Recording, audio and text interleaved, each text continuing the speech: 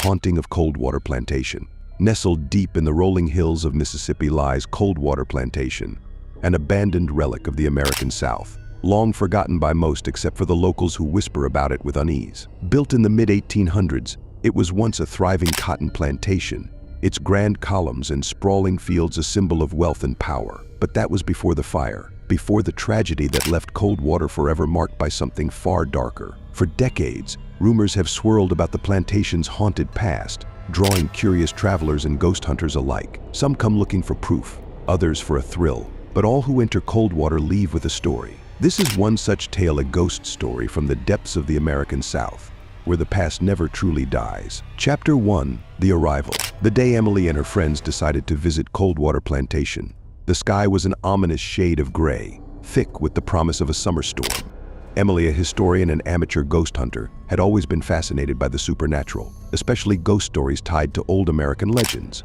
She had heard the stories of Coldwater's haunting the woman in white who wandered the halls, the sounds of children crying in the night, and the mysterious fire that had taken the lives of the original owners in 1856. But she didn't believe it, not really. At least not until she saw it for herself. "Are you sure about this, Sarah?" Emily's best friend asked as their car bumped along the dirt road leading to the plantation. The towering oak trees on either side seemed to bend and twist unnaturally in the wind, their gnarled branches like skeletal fingers reaching toward the car. "It's just a house," Sarah Emily replied, her voice more confident than she felt. "Besides, it's not like we're staying the night. We'll go in, take some photos, and leave." Easy from the back seat, Mark and Jason exchanged nervous glances. Both were skeptics but couldn't deny the eerie feeling that had settled in the car as they approached the dilapidated estate. Mark, who had a penchant for documenting their ghost hunting adventures on his camera, was already recording the journey. When they finally arrived at the plantation, the sight before them took their breath away. Coldwater was larger than Emily had imagined. The once grand mansion was now a decaying monument to the past, its white columns stained with grime, the windows shattered or boarded up, and the roof sagging under years of neglect. But it wasn't just the house that sent a chill down their spines, it was the overwhelming feeling of being watched. "Well, here we are," Emily said, trying to keep her voice light. "Let's check it out." Chapter 2: The History of Coldwater. As they approached the house, Emily began recounting what she knew about the plantation's dark history. In 1856, Coldwater was owned by Thomas and Mary Abernathy, wealthy planters who lived with their two children, Lily and Samuel. The Abernathys were known for their lavish parties and extravagant lifestyle, but beneath the surface, rumors of cruelty circulated among the slaves who worked the land. One night, during a particularly fierce storm, a fire broke out in the house. The flames consumed the mansion, and the entire Abernathy family was killed. Some say the fire was an accident, others believe it was set by one of the slaves as revenge for years of mistreatment. But what everyone agrees on is this: from that night on, Coldwater was never the same. Locals spoke of strange occurrences, the sound of children laughing when no one was there, cold spots that would appear even in the sweltering Mississippi heat, and, most famously, the woman in white. She was said to be Mary Abernathy, doomed to wander the grounds of Coldwater for eternity, searching for her lost children.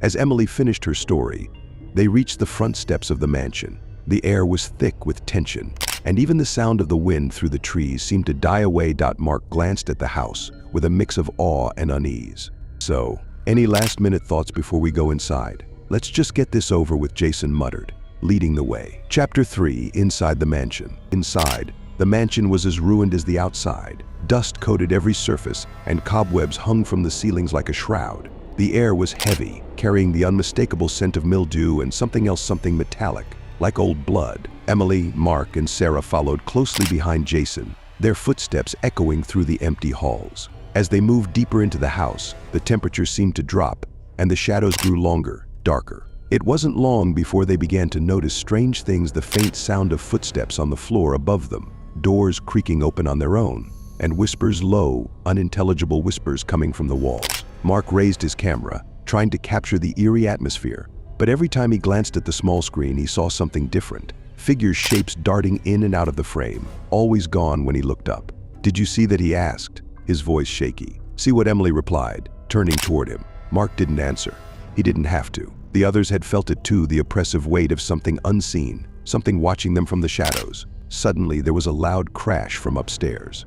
They all froze, their hearts pounding in their chests. "What the hell was that?" Sarah whispered, her voice trembling. Jason shook his head. "I don't know, but I'm not sticking around to find out. But before they could leave, a soft, feminine voice echoed through the house. Lily. Samuel, the hairs on the back of Emily's neck stood on end. The voice was unmistakable. It was Mary Abernathy. Chapter 4, The Woman in White. The voice grew louder, closer, until it seemed to fill the entire room. Where are my children? Suddenly, the temperature plummeted even further, and a gust of icy wind blew through the room. The front door slammed shut, trapping them inside. Sarah screamed, grabbing onto Emily's arm. We need to get out of here. But before they could move, a figure appeared at the top of the grand staircase. It was a woman, dressed in a long, tattered white gown, her dark hair hanging loosely around her face. Her skin was pale, almost translucent, and her eyes are hollow, black voids that seemed to stare right through them. It was Mary Abernathy. She floated down the stairs, her feet never touching the ground, her gaze fixed on something beyond them. As she reached the bottom, she spoke again, her voice distant and full of sorrow. Where are my children? Mark lifted his camera, trying to record the apparition. But as soon as he did, the woman's gaze snapped toward him. Her hollow eyes burned with a sudden, terrifying fury. She hissed, her voice no longer mournful but filled with rage. You took them from me. Without warning, the lights flickered, and the room was plunged into darkness. Mark's camera fell from his hands, and in the pitch-black silence, they could hear the unmistakable sound of someone moving toward them. Chapter 5, The Escape. Panic set in. Jason fumbled for his phone, using its flashlight to illuminate the room. But the light only made things worse. In the flickering beam, they could see shadows moving, darting across the walls, circling them, closing in. Run. Emily shouted, grabbing Sarah's hand and bolting for the door. The others followed, their footsteps pounding against the wooden floor as they raced through the mansion, the shadows chasing them, growing ever closer. They could hear the voice of Mary Abernathy, screaming now, her fury echoing through the halls. You can't leave, she shrieked. You will never leave. They reached the front door, but it wouldn't budge. No matter how hard Jason pulled, it remained locked, as if some invisible force was holding it shut. Help me, he shouted, and together, they pushed with all their strength. Finally, with a deafening crack, the door flew open, and they spilled out onto the porch, the rain-soaked air hitting them like a wave of relief. Behind them, the house seemed to groan, as if it were alive. The shadows retreated, and the oppressive weight lifted. But as they ran to the car, Emily glanced back one last time and saw her. Mary Abernathy stood in the doorway, her hollow eyes watching them, her expression a mixture of sorrow and anger. And in that moment, Emily knew that Coldwater Plantation was not just haunted, it was cursed. Chapter 6, The Aftermath. They never spoke of that night again, not in detail at least. Mark's camera footage was corrupted, the images distorted beyond recognition. But they didn't need proof. They had seen enough. Coldwater Plantation remained abandoned, a forgotten relic of the past. But every so often, on stormy nights, locals say they can hear the sound of children laughing in the wind and catch glimpses of a woman in white, forever searching for her lost family. As for Emily and her friends, they left Mississippi behind, but the memories of that night stayed with them. And every time it rains, Emily can't help but think of the woman in white, standing in the doorway, waiting for her children to come home.